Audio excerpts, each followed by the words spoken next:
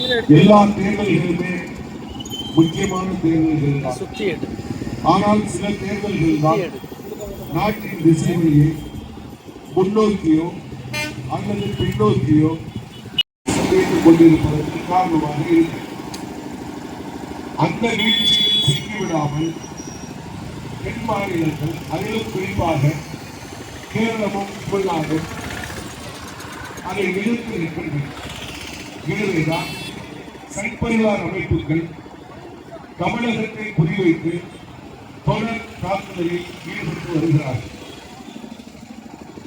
India அதனுடைய அரசமைப்பு சட்டம் என்பது நல்லெண்ணங்களின் அடிப்படையில் உருவாக்கப்பட்டதல்ல. இந்தியாவில் சுதந்திரம் பெறுகிற போது அது 685 சமஸ்தானங்களாக இருக்கும். அதை நம்ம பார்த்துட்டு வாழைப்பழத்தினுடைய ஒரு பகுதியில் விஷம் இருந்தால் நம்ம என்ன சொல்லுவோம்? அதில் விஷம் இருக்கு, சாப்பிடாதேன்னு சொல்லுவோம். அதை சாப்பிடாதேன்னு தட்டி விட்டா நம்மளை கொல்லணும்னு நினைக்காது என்று சொல்லுவான். வாழைப்பழத்தை தட்டி விட்டாங்க, உங்களுக்கு வர வேண்டிய வாழைப்பழத்தை தட்டி விட்டான்னு சொல்லுவோம். ஆனால் அதை சாப்பிட்டா உயிர்.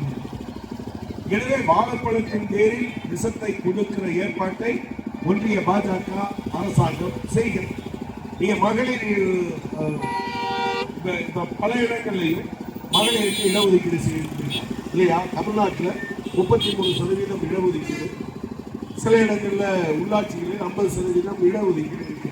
அதை ரைஸ் பண்ணி தான் பண்ணியிருக்காங்க, கிடையாது. இருக்கிறதுல 33% கொடுத்துருக்காங்க.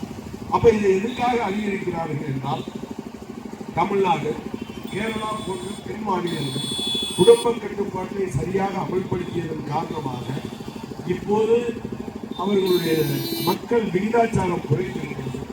இதை பயன்படுத்திக் கொண்டு 3 மாநிலங்கள், உத்தரப்பிரதேசம், மத்திய பிரதேசம், பீகார், இதில் மட்டும் வெற்றி பெற்றால் போதும், ஒட்டுமொத்தமாக இந்தியாவை ஆள முடியும் என்பதை அவர்கள் நினைக்கிறார்கள். அதற்கு எதிராக தமிழக முதலமைச்சர் முதலில் குரல் கொடுத்தார். இந்தியா முழுவதும் எழுந்து நின்றது. அது அந்த மசோதா தோற்கடிக்கப்பட்டது.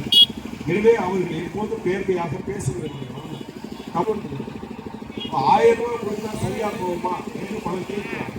பெருமுதலாளிகளுக்கு வருடத்து வரும் 1,84,000 கோடி மத்திய வரியை குறைத்த போது யாரும் அதை பற்றி பேசுறது. ஆனால் ஏழை எளிய மக்களுக்கு 1000 ரூபாய் கொடுத்தார். எடப்பாடி பழனிசாமி 2000 சொல்லியிருக்கிறார்.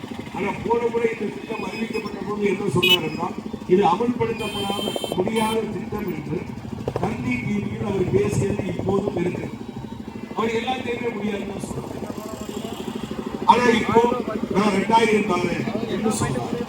இந்த அரசாங்கம் 8000 ரூபாய் கூப்பன் கொடுக்க போறோம், எல்லாரும் அவங்களுக்கு தேவையானதை வாங்குன்னு சொல்லியிருக்காங்க.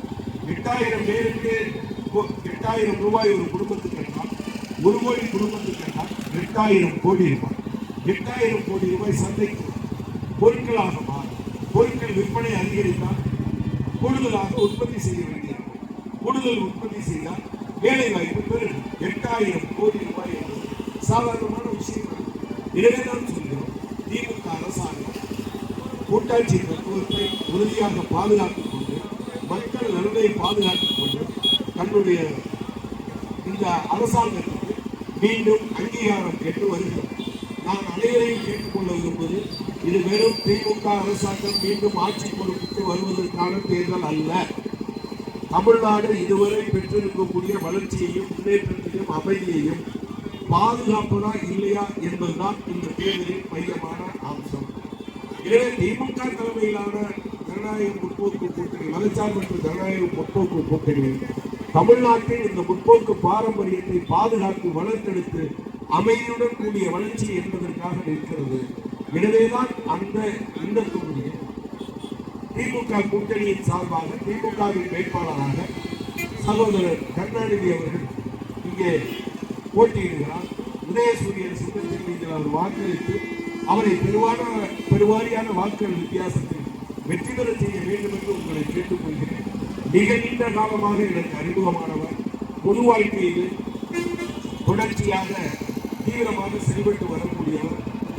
இது எல்லாவற்றையும் தாண்டி திமுக எந்த நோக்கங்களுக்காக நிற்கிறதோ அதை நிறைவேற்ற வேண்டும் என்றால் உதயசூரியனும் கூட்டணி கட்சியினுடைய சின்னங்களும் எல்லா தொகுதியிலும் வெற்றி பெற வேண்டும்.